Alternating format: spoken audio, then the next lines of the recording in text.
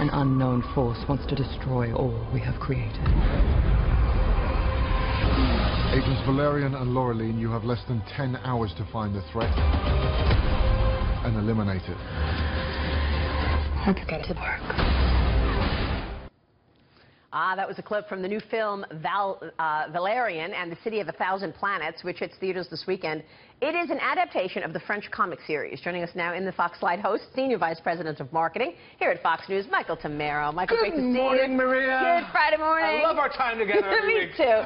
So this film has a $180 million budget. That's a big budget. It's a big budget. It has to pull in about over $300 million just to break even. It does not look like it's going to come even close to that this weekend. Probably coming in around 5th behind last weekend's top grosser, War for Planet of the Apes. I was just going to say, especially since you have the Planet of the Apes still there, Yeah. it's hot. Yeah. How's it going to make, compete against that? Well, it's going to come in 5th behind it. It's a very interesting weekend that's sort of shaping up. We have all brand new, fresh movies opening up, no franchises opening up this weekend, which is sort of different. You have Valerian, you have Dunkirk. Let's talk about Dunkirk, because this is good. May very well be the top movie of the weekend, right?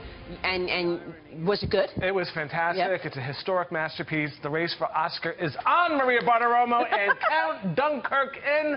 You heard it here first on Fox Business.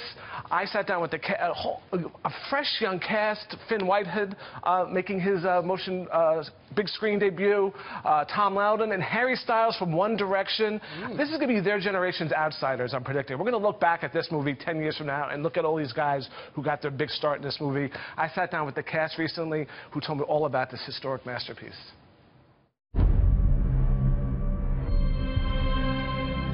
You can practically see it from here. What? Home. Tell us a little bit what Dunkirk spirit means to you guys.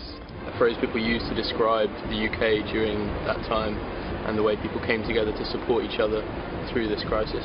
The reason that Dunkirk's so well known is because of the involvement of the civilians and the civilian community. It's just this instinct of the camaraderie that's kind of between everyone that wouldn't necessarily be friends or work together. What are you doing? You know where we're going?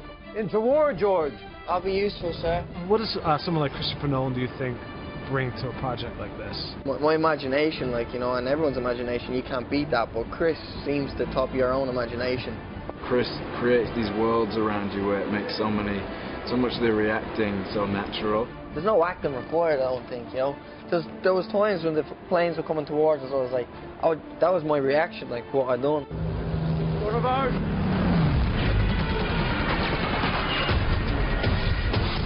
The way Chris works means that your nerves are kind of put at ease very quickly because of the way he works and the way he draws you in. He's very hands-on and intimate. You just feel really lucky anyway as an actor, just the experiences that you get in something like this. Things that you get to see just as a person, that you'll never get to see in your life. Watching Spitfires just come straight over your head, or being up close to battleships and stuff.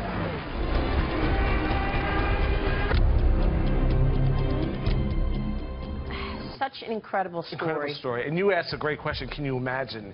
You go to this movie and you see the scale of what went on. These ordinary people doing extraordinary things, pulling over 300,000 kids off those beaches to safety.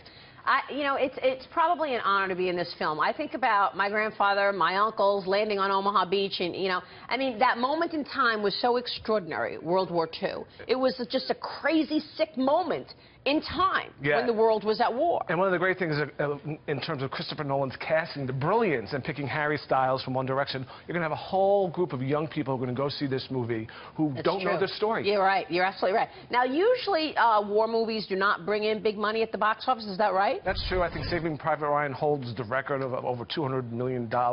This movie looks to pull in about $20 million this weekend, which is pretty good. It's solid. It's going to have legs. We're going to be talking about this movie all the way through Oscar season. I want to see it. I want to see it. And I guess there are a couple of others out this weekend as well. Yeah. Valerian and Girls Trip. Girls Trip is the other one, so I want to mention. All right, Michael, great to see you. Good to see you. Have a good weekend. Michael Tammero there.